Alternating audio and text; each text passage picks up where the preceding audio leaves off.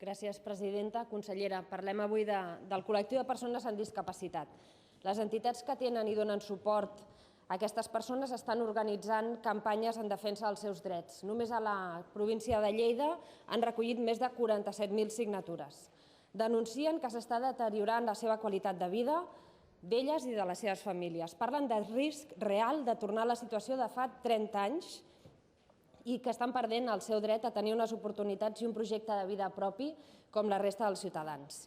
No és només el seu departament, consellera, és també el Departament d'Ocupació, d'Ensenyament, de Salut, que amb les seves decisions ens trobem que hi ha menys professionals per atendre'ls, menys accés als serveis, més llista d'espera, fins i tot col·lapse d'entrades al sistema, menys serveis perquè han generat noves incompatibilitats i també davant el seu descompromís públic, les famílies han de pagar cada cop més i més diners per accedir a aquests serveis que són essencials per a aquestes famílies.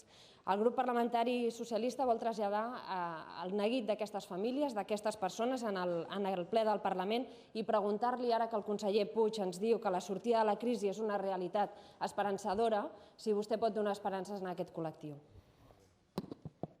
Per respondre, té la paraula l'honorable senyora Neus Munté, consellera de Benestar Social i Família. Gràcies, senyora presidenta.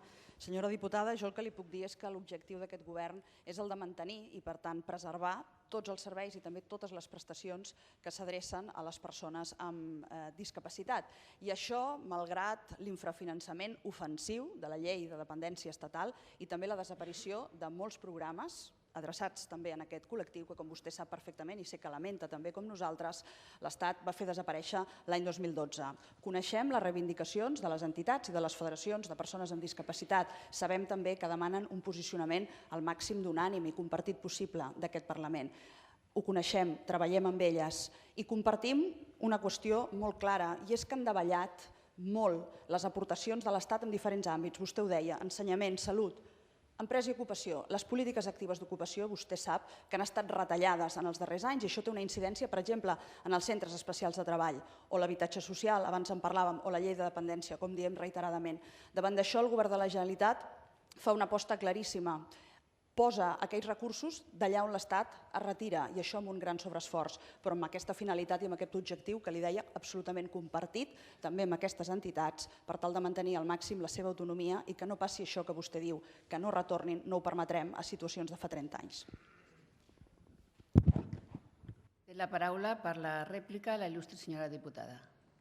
Gràcies, presidenta. Consellera, compartim els objectius, però és que ja fa massa temps que parlem d'objectius i no parlem de compromisos. I al meu grup parlamentari li agradaria poder compartir compromisos també amb el Govern de la Generalitat. El que està passant al nostre país és que hi ha nens que es queden més cursos del compte a escoles d'educació especial perquè vostè no li està donant accés als serveis assistencials.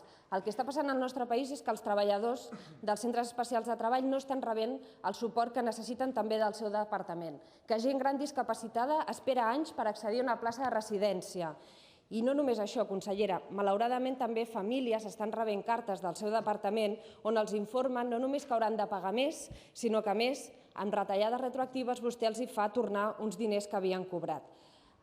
Fa poc ha sortit l'estudi sobre les dones cuidadores no professionals i sabem el deteriorament que estan patint. Consellera, vostè està concertant serveis, està bé, ha fet una ordre a copagament, hauria també de ser sostenible socialment. El que nosaltres necessitem, consellera, no és rebaixa de ràtios, no és augment de copagaments, el que necessitem són compromisos concrets, no objectius, i necessitem que modifiqui aquest copagament i que doni més temps per fer les concertacions. Gràcies.